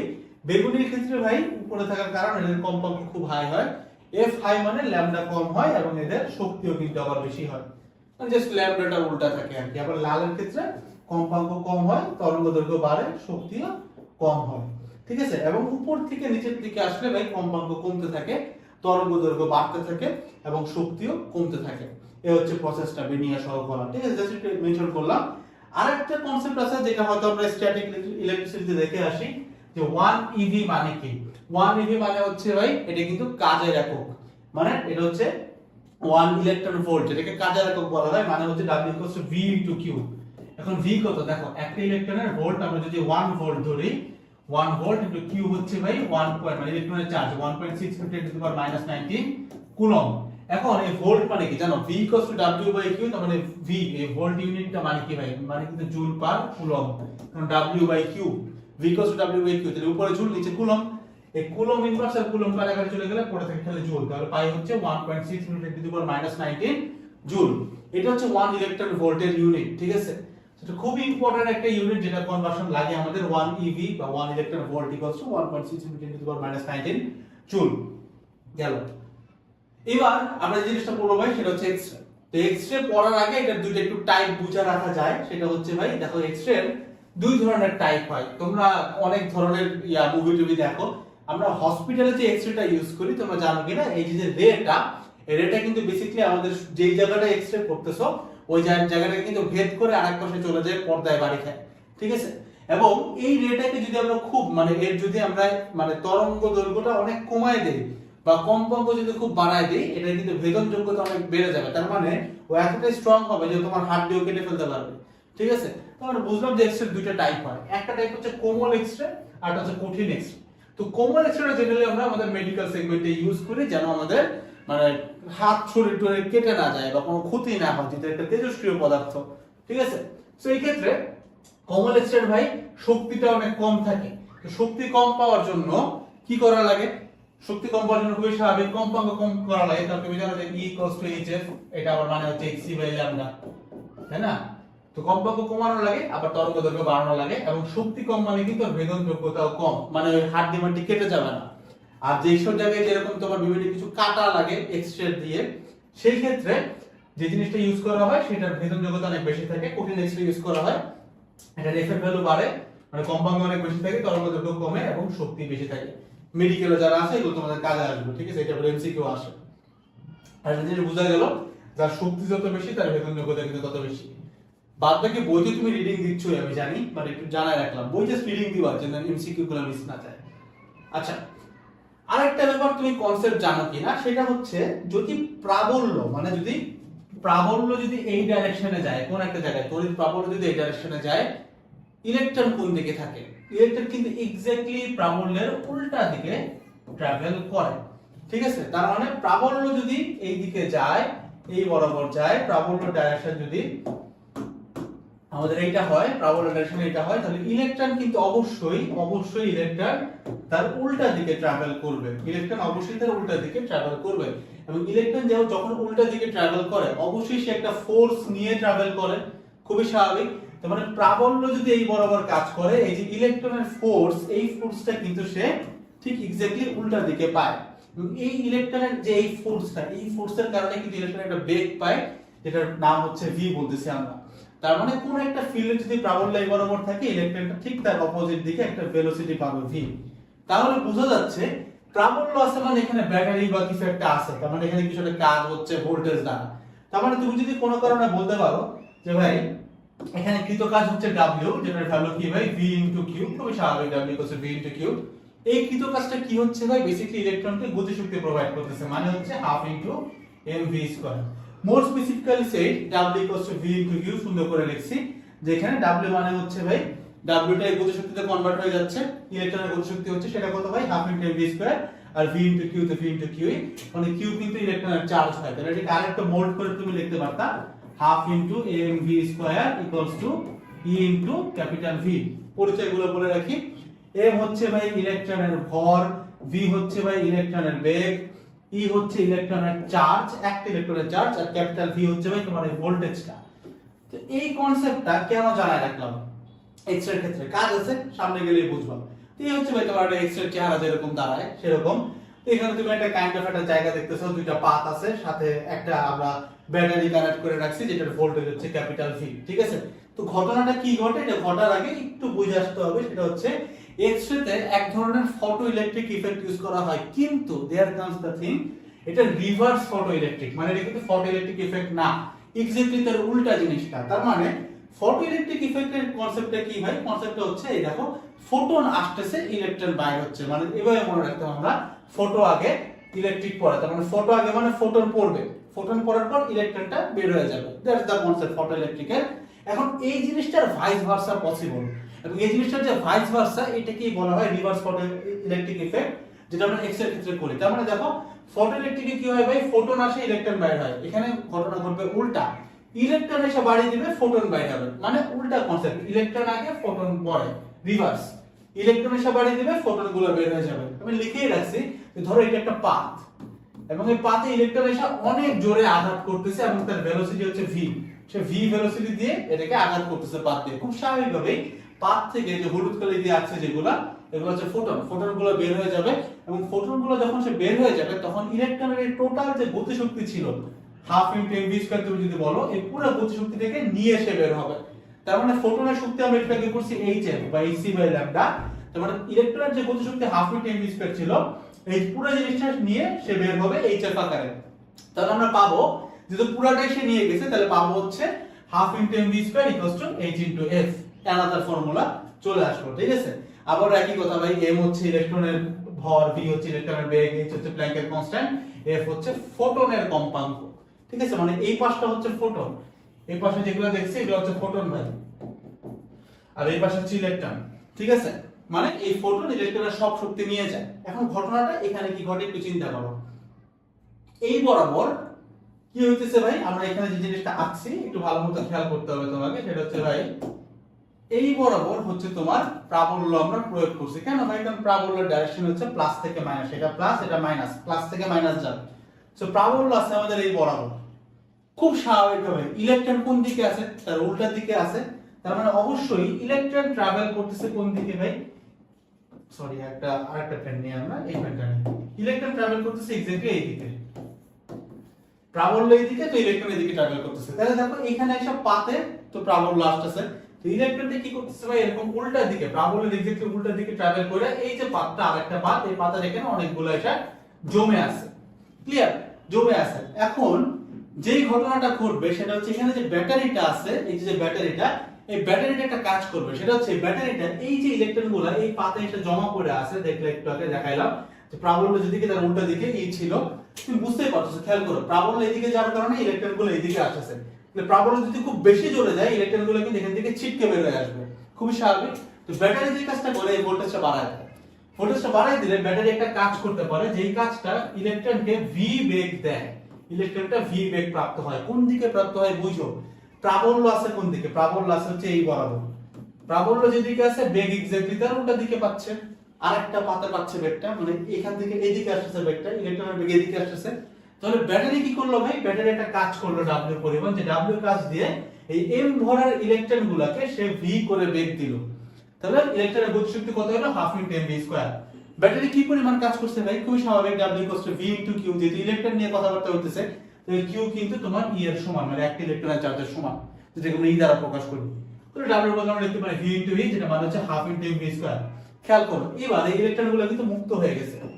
ইলেকট্রন কিন্তু মুক্ত। কেন? কারণ বুঝো, প্রাবল্য ছিল এইদিকে, ইলেকট্রন আসতে যাচ্ছিল এইদিকে। ঠিক আছে? প্রাবল্য যে মুহূর্তে বেড়ে গেছে, ইলেকট্রন কিন্তু ছট করে এখান থেকে বের হয়ে গেছে, বের হয়ে এখানে এসে ধাক্কাটা দিবে, এখানে এসে সে ধাক্কা মারবে, ইলেকট্রন ধাক্কা মারবে। এখন আমরা একটু কি পড়ে আসছি, ফটো ইলেকট্রিক ইফেক্টে কি ঘটতেছিল ভাই? একটা পাতের মধ্যে ফোটন এসে আঘাত করতেছিল, আর ওইখান থেকে ওই আঘাতের কারণে ইলেকট্রন বের হইতেছিল। আর আমরা কি বলছি ভাই? এক্স-রেতে ফটো ইলেকট্রিকের উল্টা ঘটনা ঘটে। তার মানে ইলেকট্রন এসে আঘাত করবে, তার মানে ঘটনা কি ঘটবে? তার মানে ইলেকট্রন এসে হচ্ছে ভাই তোমাকে আঘাত করবে পাতায়, এবং এখান থেকে ফোটন বাইরে হবে, এবং এই ফোটনটাই হচ্ছে ভাই তোমার এক্স-রে। তাহলে এবার কি করলে, এই যে প্রত্যেকটা ইলেকট্রন, এই ইলেকট্রনগুলো যায় এই যে আরেকটা পাত ছিল, এই পাতে যে সজোরে আঘাত করবে, সজোরে আঘাত করা মাত্রই এই পাত থেকে ফোটনগুলো এরকম এরকম করে বের হয়ে যাবে। যে ফোটনগুলো বের হয়ে যাবে, এই ফোটনটা, এই ফোটনের যে তরঙ্গটা, এই তরঙ্গটাকে আমরা বলি ভাই x-ray. That's all about x-ray. মানে একদম সহজ কনসেপ্ট ভাই, ফটো ইলেকট্রিকের উল্টা কাজ। ফটো ইলেকট্রিকে কি হয় ভাই? ফোটন এসে পরে ইলেকট্রন বের হয়, আগে ফটো পরে ইলেকট্রিক। এটা রিভার্স কি হবে? আগে ইলেকট্রন এসে ধাক্কা মারবে, দেন ফোটন বের হবে। তাহলে ইলেকট্রন এসে ধাক্কা মারবে, দেন ফোটন বের হবে। বাট মেইন কনসেপ্টটা বোঝার কি ভাই? ইলেকট্রনকে এই বরাবর ধাক্কা মারতে হলে ঠিক তাকে উল্টা দিকে প্রাবল্য দিতে হবে। দ্যাটস আমরা উল্টা দিকে তাকে প্রাবল্য দিছিলাম, এবং এই প্রাবল্য দিতে আমাদের একটা কাজ করা লাগছে ব্যাটারির, সেটা হচ্ছে W v into q, which means v into e। ইলেকট্রনের এক ইলেকট্রনের চার্জ যদি e হয়, এটার কারণে ইলেকট্রনটা ভাই গতিশক্তিটা পাচ্ছে, যেটা মানে হচ্ছে হাফ ইনটু mv স্কয়ার। এবং এই গতিশক্তিটাই সে যখন এই ফোটনটাকে আঘাত করছে, তোমার কাছে মনে আছে কিনা যে ফোটন কিন্তু এই পুরো গতিশক্তি নিয়ে চলে যাবে ইলেকট্রনের, যার কারণে একটা ফোটনের এনার্জি যদি hf হয়, তাহলে হাফ ইনটু mv স্কয়ার মানে কিন্তু আমাদের hf, বা এটাকে অনেকে hc বাই ল্যাম্বডাও লিখতে পারে। দেখা যাবে, কারণ hf মানে hc বাই ল্যাম্বডা, কারণ তুমি জানো যে c equals to f lambda. তাহলে f equals to c by lambda, just f এর বদলে c বাই ল্যাম্বডা বসায় দাও। এই হচ্ছে ভাই তোমার এক্স-রে এর ফর্মুলা। গেল? একদম ক্লিয়ার, আই গেস ইনশাআল্লাহ ক্রিস্টাল ক্লিয়ার। তাহলে আমরা এক্স-রে পড়ে ফেলছি, তারপরে এই জিনিসগুলো তোমাকে আমি আগেই বুঝাইছি, ঠিক আছে? এক্স-রে পড়ে ফেলছি, রিভার্স ফটো ইলেকট্রিক ইফেক্টর পড়ে ফেলছি। এর আশা ভাই এই নামে কিন্তু আসলে কিছু নাই, ওই ফটো ইলেকট্রিকের রিভার্স জিনিসটা এখানে ঘটে দেখে তোমার আমি রিভার্স বলছি আর কি, ঠিক আছে? গেল? আচ্ছা, ফটো ইলেকট্রিক ইফেক্টর কিন্তু ভাই আমরা মোটামুটি পড়ে ফেলছি বা বুঝছি, বাট এখন এটাতে একটু কাজ আছে, মানে কিছু টার্ম এখানে আমরা অ্যাড করতে পারি। তো আমরা এখানে কিছু ভাই টার্ম অ্যাড করার চেষ্টা করব বেসিক্যালি, ঠিক আছে? তো ফটো ইলেকট্রিক ইফেক্ট মানে কি ভাই? আগে ফোটন পরে ইলেকট্রন, মানে কি আগে ফোটন এসে পড়বে, ইলেকট্রন বের হবে। এখন এখানে একটা কনসেপ্ট তুমি বুঝো, বারবার যখন আমরা পড়তেছিলাম যে ইলেকট্রনটা বাইরে হয়ে যাবে, ইলেকট্রন তো এমন না যে ও চাইলেই বাইরে হতে চায়। তো যে কোনো জায়গায় তুমি এক্স-রে দেখতা, যে কোনো জায়গায় এক্স-রে রিভার্স প্রসেস দেখতা, এটা তো ঘটে না। তার মানে কি ভাই? ইলেকট্রনের মধ্যে একটা জড়তা আছে, খুবই স্বাভাবিক, ইলেকট্রন বাইরে হতে চায় না। এখন ফটো ইলেকট্রিক এই জিনিসটা মানে কনসেপ্টটা খুবই সহজ, যে ফোটন এসে পড়বে, এই যে একটা পাত নিছি আমরা, পাতের উপরে ফোটন এসে পড়তেছে এবং ইলেকট্রনটা বের হয়ে যাচ্ছে, ভি বেগে বের হতে চাচ্ছে। এখন দ্যাট ডিপেন্ডস যে ইলেকট্রন বাইর হবে কি হবে না, কিসের উপরে ডিপেন্ড করে একটু বুঝো। আমরা যখন রিভার্স ফটো ইলেকট্রিক পড়ছি তখন কি দেখছি ভাই, তখন দেখছি যে ইলেকট্রন এসে যখন হাফ ইনটু এমভি স্কয়ার বেগে হাফ ইনটু এমভি স্কয়ার গতিশক্তি প্রয়োগ করতেছিল, তখন ফোটনটা কি করছে ভাই, hf পরিমাণ শক্তি নিয়ে চলে গেছে। তার মানে এই দুটো ভ্যালু সমান ছিল, এরকম দেখছি। কিন্তু এবার তো ঘটনা ঘটতেছে উল্টা।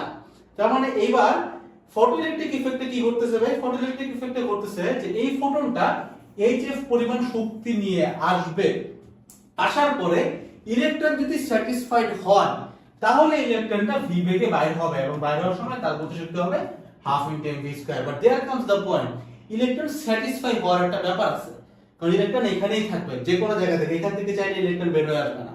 ওকে একটা নির্দিষ্ট কিছু দিয়ে আঘাত করতে হবে বা একটা নির্দিষ্ট কম্পাঙ্ক বা তরঙ্গ দৈর্ঘ্যে আঘাত করতে হবে, যেটা তরঙ্গ নিয়ে কথা বলতেছে।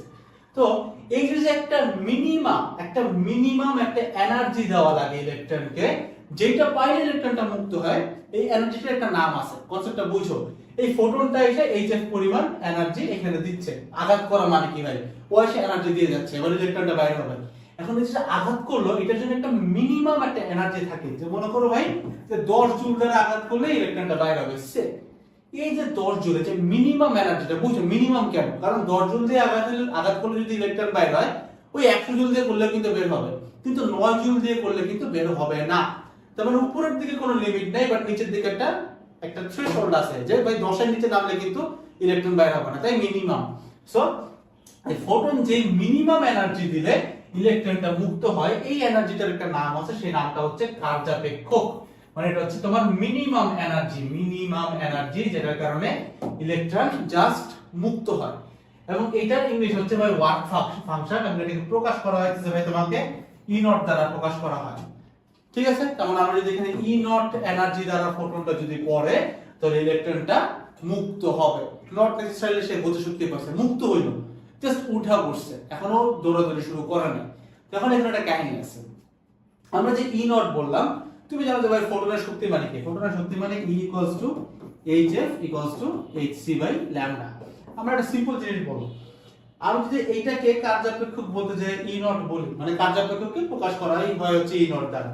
কার্যাপেক্ষক মানে হচ্ছে ই নট, মানে ওয়ার্ক ফাংশন। এই এফ টাকে আমি তাহলে এফ নট বলবো, ল্যামডাটাকে আমি ল্যামডা নট বলবো, স্বাভাবিক। এখন এই এফ নট যেটা একটা নাম আছে, কিরকম, ই নটটা কিন্তু মিনিমাম, কোনো সন্দেহ নাই, এটা কিন্তু মিনিমাম শক্তি। একইভাবে এই এফ নটটাও কিন্তু একটা মিনিমাম কম্পাঙ্ক, কারণ তুমি জানো যে শক্তি যখন কম, কম্পাঙ্ক তখন কম, কিন্তু তরঙ্গ দৈর্ঘ্য কিন্তু বেশি, কারণ এটা আবার উল্টা হিসাব। তাহলে যখন এফ নট মিনিমাম, কিন্তু ল্যামডা নট কিন্তু আবার ম্যাক্সিমাম। তাহলে এই যে মিনিমাম এফ নট পাইলা, এটাকে বলা হয় ভাই তোমার সূচন কম্পাঙ্ক। এবং এই যে ম্যাক্সিমাম তরঙ্গ দৈর্ঘ্য পাইলা, যেটাকে আমরা ল্যামডা নট বলতেছি, এটাকে বলা হয় ভাই সূচন তরঙ্গ দৈর্ঘ্য। মানে এই তরঙ্গ দৈর্ঘ্য পাইলে, মানে এই ফোটন যদি ম্যাক্সিমাম এই ল্যামডা নট নিয়ে আসে, তাহলে ইলেকট্রন মুক্ত হবে। এই তরঙ্গ মানে এই ফোটন যদি এফ নট কম্পাঙ্ক নিয়ে আসে, তাহলে ইলেকট্রন মুক্ত হবে। এই ফোটন যদি ই নট শক্তি নিয়ে আসে, তাহলে ইলেকট্রন মুক্ত হবে। Concept clear?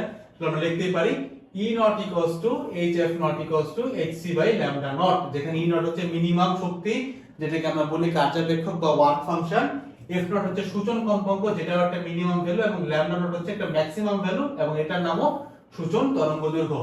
h প্ল্যাঙ্কের constant, c হচ্ছে আলোর বেগ, 3 × 10⁸ মিটার পার সেকেন্ড। গেল। ফটোইলেকট্রিক ইফেক্ট আমাদের মোটামুটি ডান তুমি ধরতে পারো, বাট এখানে কিছু কোয়েরি বা কিছু জিনিসপাতি আছে, জিনিসপাতি কেমন এটা তুমি বুঝো। আমরা এতটুকু বুঝতে পারতেছি যে আমরা দুইটা ব্যাপার পাচ্ছি, একটা হচ্ছে ফোটন এনার্জি, যেটা হচ্ছে E ইকুয়ালস হচ্ছে তোমার hf, ঠিক আছে, এটা ফোটনের এনার্জি, সরি এফ নট লিখে ফেলছি, এটা hf, ঠিক আছে। আর একটা হচ্ছে ভাই কার্যাপেক্ষক, যেটা মানে হচ্ছে h * f নট। দেখো দুইটা জিনিস পাইলাম। আচ্ছা, এই দুইটার মধ্যে যে পার্থক্যটা হবে, ওই পার্থক্যটার কারণেই কিন্তু ইলেকট্রন ভি বেগ পাবে।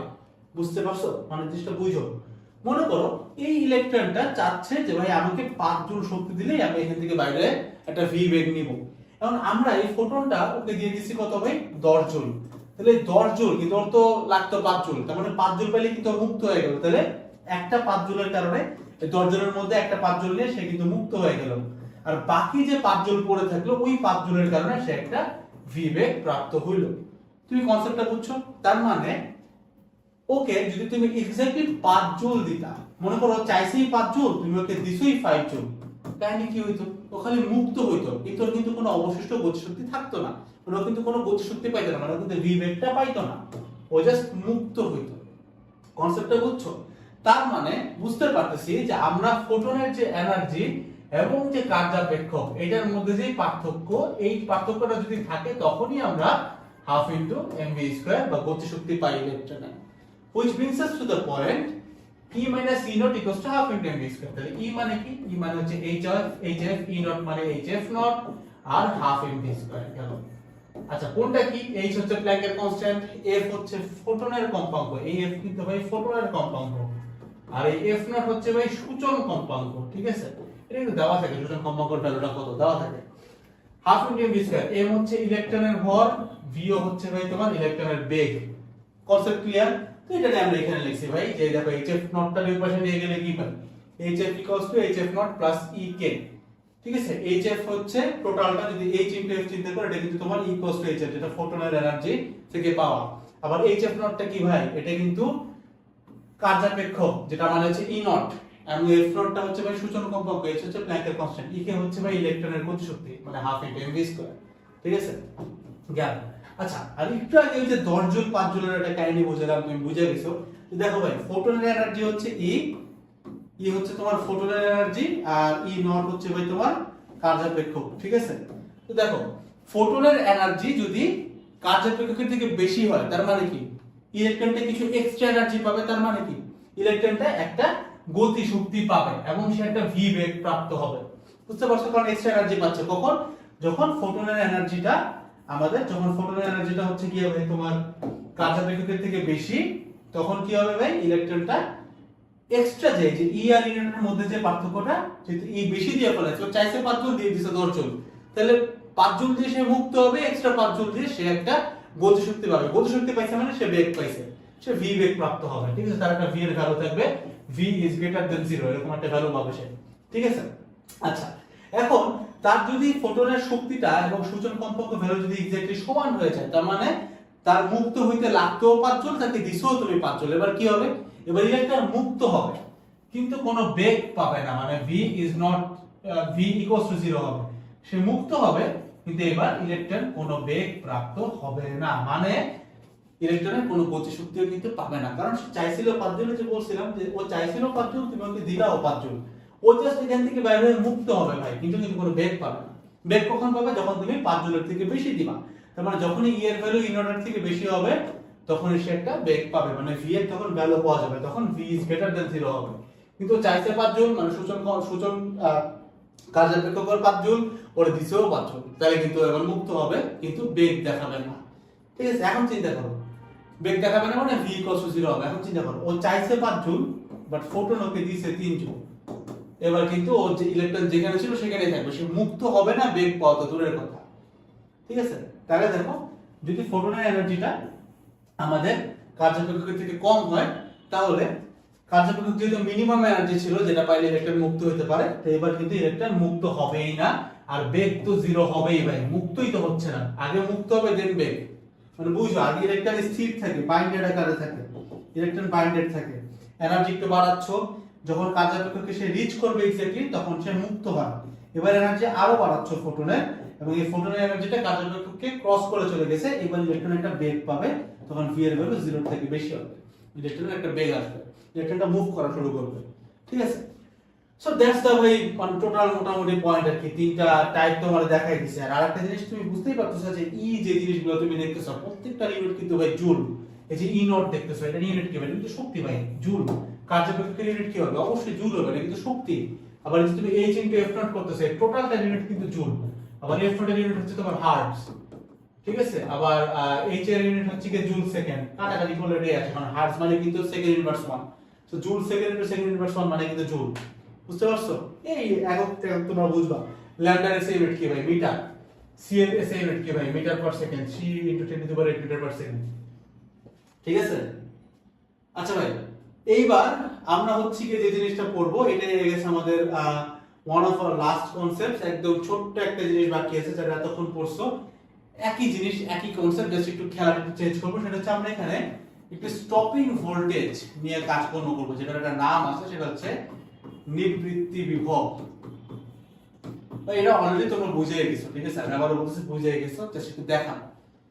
তো আমরা কি করতেছিলাম দেখো, এটা জাস্ট ফটো ইলেকট্রিক ইফেক্ট আমরা ঘটাবো। তাহলে কি করতেছি দেখো, আমরা শুরুতে কাজগুলো বুঝো, শুরুতে আমি 1 নাম্বার 2 নাম্বার দিয়ে যাব, একটু বুঝতে পারলে একদম ইজি ভাই, এটা বুঝতে পারলে একদম ইজি। তো দেখো প্রথমে শুরুতে আমরা ফোটনকে এই পাতের উপরে এসে ফেলাচ্ছি, ফোটনকে পাতের উপরে এসে ফেলাচ্ছি, এবং এই ফোটনের যে এনার্জি ই এবং এই পাতের যে কার্যাপেক্ষ ই নট, এই ফোটনের এনার্জি ইটা আমাদের কার্যাপেক্ষের থেকে বেশি।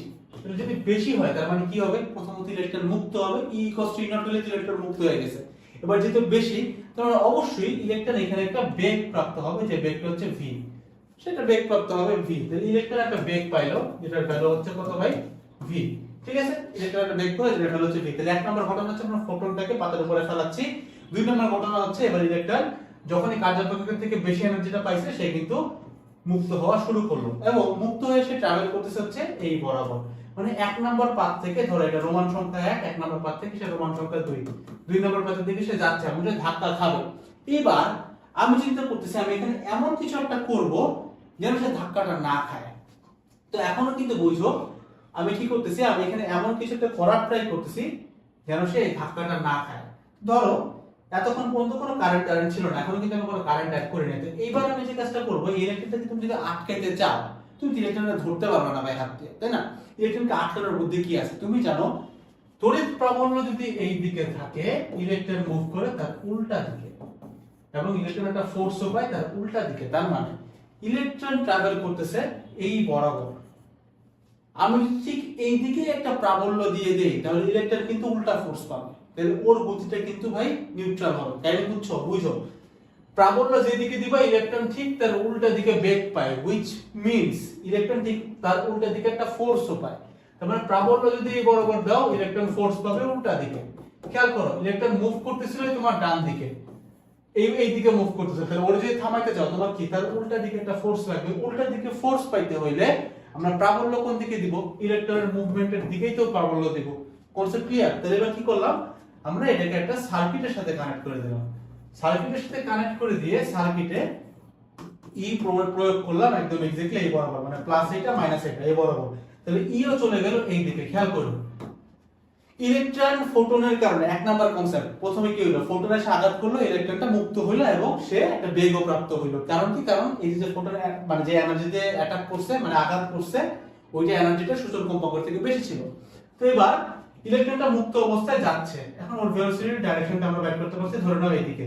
এখন ওর বেগটাকে আমরা আটকাইতে চাচ্ছি। আটকানোর জন্য আমরা এটাকে একটা ব্যাটারির সাথে কানেক্ট করছি, এবং আমরা প্রাবল্যটাও ঠিক ওই দিকেই দিছি, মানে ব্যাটারিটাকে প্লাস মাইনাস এমন ভাবে কানেক্ট করছি যেন প্রাবল্যটা এই বরাবরই যায়। যে কাজটা হবে, প্রাবল্য যেদিকে কাজ করে, ইলেকট্রন এক্স্যাক্টলি তার উল্টা দিকে একটা ফোর্স লাভ করে। এই উল্টা দিকের ফোর্সটার কারণে এই যে ইলেকট্রনগুলো বের হয়ে এই 2 নম্বর রোমান সংখ্যার দেয়াল এখানে ধাক্কা খেতে যাচ্ছিল, উল্টা দিকে একটা ফোর্স আসার কারণে এই ইলেকট্রনগুলো কিন্তু এরকম টান দিয়ে ধরবে, ফোর্স দিয়ে পিছন দিকে টান দিয়ে ধরবে, যার কারণে ইলেকট্রনটা এই দেয়ালে আর ধাক্কা খেতে পারবে না। এই যে ইলেকট্রনটাকে এই দেয়ালে ধাক্কা খাওয়া থেকে আমরা আটকায় দিলাম, একটা ভোল্টেজের কারণে ঘটছে। যে ভোল্টেজটা আমরা এখানে প্রয়োগ করছিলাম, এই ভোল্টেজটার নামই হচ্ছে নিবৃত্তি বিভব বা স্টপিং পটেনশিয়াল, যেটাকে বলা হয় নিবৃত্তি বিভব। তার মানে যে মিনিমাম ভোল্টেজের জন্য ইলেকট্রন বিপরীত দেয়ালে ধাক্কা খাবে না, তাকে নিবৃত্তি বিভব বলে। আচ্ছা ভাই, এখানে মিনিমাম কেন? আবার এটা বুঝাই। তুমি ধরো 10 ভোল্ট দিলে ইলেকট্রনটা ধাক্কা খায় না, বুঝো, 10 ভোল্ট দিয়ে তুমি এটাকে থামায় ফেলাতে পারো। আচ্ছা তাহলে কি এখানে 15 ভোল্ট দিলেও আটকাবে না? থামাইতে ফেলবে। 10 ভোল্টই কাজ থামায় ফেলতে পারে ভাই। এই ইলেকট্রনটা এখানে ধাক্কা খেতে চায়, 10 ভোল্ট দিলেই থামা যায়, 15 ভোল্ট দিলে তো আরো আগে থামবে। তার মানে উপরের দিকে যাওয়ার কোনো লিমিট নাই, কিন্তু নিচে একটা থ্রেশহোল্ড আছে, সেটা কি 10 ভোল্ট। তুমি যদি 10 এর কারণে কি 10 এর জায়গায় একটু কম দাও, তাহলে কিন্তু সেই ইলেকট্রনটাকে থামাইতে পারবে না, ইলেকট্রন জায়গায় কিন্তু বাড়ি খাবে। দ্যাটস এ মিনিমাম একটা ভ্যালু দেওয়া, যে মিনিমাম এটা হইতেই হবে। তাহলে 10 ভোল্ট ধরে বুঝাইলাম আর কি। তো যেই মিনিমাম ভোল্টেজের কারণে ইলেকট্রন বিপরীত দেয়ালে ধাক্কা খাবে না, এই ভোল্টেজটাকে বলা হয় নিবৃত্তি বিভব বা স্টপিং পোটেনশিয়াল। ঠিক আছে, কনসেপ্ট ক্লিয়ার ভাই? এবার যে কাজটা করবো ভাই, একটা ফর্মুলায় চলে আসি। তো খেয়াল করো ভাই, এটা থামছে কেন?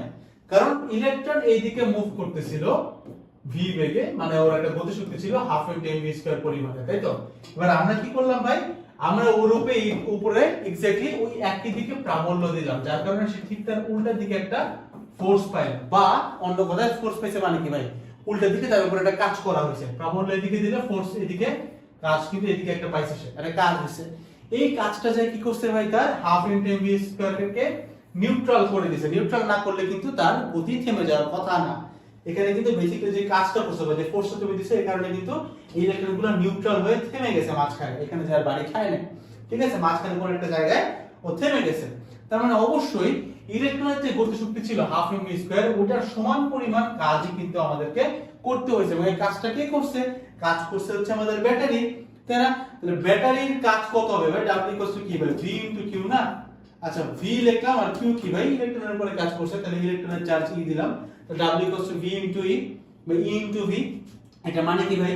এটা মানে কিন্তু ইলেকট্রনের গতিশক্তি, মানে half into M v square. খেয়াল করে তো এই ভোল্টেজটা কি বেসিক্যালি নিবৃত্তি বিভব, কিন্তু আমাদের থিওরি অনুযায়ী ব্যাটারির ভোল্টেজটাকে আমরা নিবৃত্তি বিভব বলতেছি এখানে। তার মানে এই ভিটাই কিন্তু ভাই তোমার নিবৃত্তি বিভব। কেন বলছো? তাহলে কি পাইলা? E into V equals to half into M v square. এই যে E into V equals to half into M v square, এই ফর্মুলা। তাহলে কি দাঁড়ালো ভাই? m কি? m হচ্ছে ইলেকট্রনের ভর, v হচ্ছে ইলেকট্রনের বেগ, e হচ্ছে ইলেকট্রনের চার্জ, একটা ইলেকট্রনের চার্জ, v হচ্ছে নিবৃত্তি বিভব, যেটা হচ্ছে মিনিমাম। ঠিক আছে, নিবৃত্তি বিভব কিন্তু মিনিমাম হয়। দ্যাটস অল ওভার ইট ভাই। এখন আমরা আমাদের যে ফর্মুলাটা করছিলাম hf hf not plus ek, একটু আগে দেখে আসছিলাম, তাই না? ওখানে একটু আরেকটু লিখতে পারি, যেমন ek এর মধ্যে তুমি চাইলে কি লিখতে পারো, যেটা গতিশক্তি মানে half into M v square, চাইলে তুমি এখানে এখন e ইনটু v ও লিখতে পারো, e ইনটু ক্যাপিটাল v লিখতে পারো। ইজি, কারণ আমরা মাত্র পাইলাম যে half m v square equals to e into capital v। কাজটা কেন করছি ভাই? কাজটা এই কারণে করছি যেন আমরা এই জায়গাটাতে এই যে ফর্মুলা লিখছিলাম ek, এই ek এর বদলে আমরা চাইলে যেন e ইনটু ক্যাপিটাল v ও বসাতে পারি, আর কিছুই না। যেখানে ক্যাপিটাল v হচ্ছে ভাই তোমার নিবৃত্তি বিভব। That's all about it man. তো আমরা কি পাইলাম? আমরা পাইলাম হচ্ছে hf hf not plus ek, hf not এর জায়গায় hf নট রাখলাম, আর ek এর বদলে আমরা চাইলে e ইনটু ক্যাপিটাল v বসাতে পারি। আবার তোমরা এটাও জানো যে hf এর বদলে আমরা চাইলে hc বাই ল্যামডা লিখতে পারি, hf নট এর বদলে আমরা চাইলে hc বাই ল্যামডা নট লিখতে পারি, প্লাস ek থাকে। ঠিক আছে, বা ek এর বদলে তুমি চাইলে আবার e ইনটু ক্যাপিটাল v বসাতে পারো, যেটা হচ্ছে নিবৃত্তি বিভব। তো এই হচ্ছে ভাই তোমার লাস্টের ফর্মুলাটা, যেখানে এসে দাঁড়াইলো। তো মোটামুটি ভাই আমাদের মোটামুটি না, আর কিছুই বাকি নেই। আমরা সব কনসেপ্ট টেস্ট করে ফেলেছি, আমাদের আর কোনো কিছুই বাকি নেই এই পর্যন্ত। দুইটা জিনিস বাকি ছিল, এক হচ্ছে কৃষ্ণ বস্তু, আর দ্বিতীয় হচ্ছে ভাই তোমার গ্যালিলিও ও লরেন্জ রূপান্তর। তবে এইখান থেকে কখনো কোশ্চেন আসে না, মাঝে মাঝে আসে না, সত্যি ভাই কোথাও আসে না, মানে থিওরি তো আসেই না, বাট মাঝে মাঝে একটা দুইটা ম্যাথ তোমার জাস্ট একদম ফর্মুলা সূত্র থেকে ম্যাথ আসে। তো সূত্রটা তুমি একটু বই থেকে দেখে নিতে পারো, বাট আমি রিকমেন্ড করি ভাই দেখা দরকার নেই, কারণ এটা নিয়ে আসে না বললেই চলে। এবং আমাদের যে সলভিং ক্লাসগুলো থেকে লাইভ, ওইখানে তোমাকে এগুলো দেখাই দিবে। একটা দুটা ম্যাথ যেগুলো যদি কখনো প্রিভিয়াস ইয়ারে এসে থাকে বা সামনে এসে থাকে, তুমি ওইখানে পেয়ে যাবে। ঠিক আছে, তো এটার জন্য থিওরি ক্লাসে আমরা সময় নষ্ট করতে চাই না, কারণ এটা থিওরি বোঝার কোনো দরকার নাই। যদি তোমার সিলেবাসে এটা অ্যাড করে রাখছে, বাট এখান থেকে কখনো এই পর্যন্ত কোশ্চেন আসে নাই। ঠিক আছে, so that's all about this whole class. দেখা হচ্ছে নেক্সট ক্লাসগুলোতে ভাই। সবাই ভালো থাকবা। আসসালামু আলাইকুম সবাইকে। This is added courses again, সংক্ষেপে সবকিছু একখানে। দেখা হচ্ছে নেক্সট ক্লাসগুলোতে।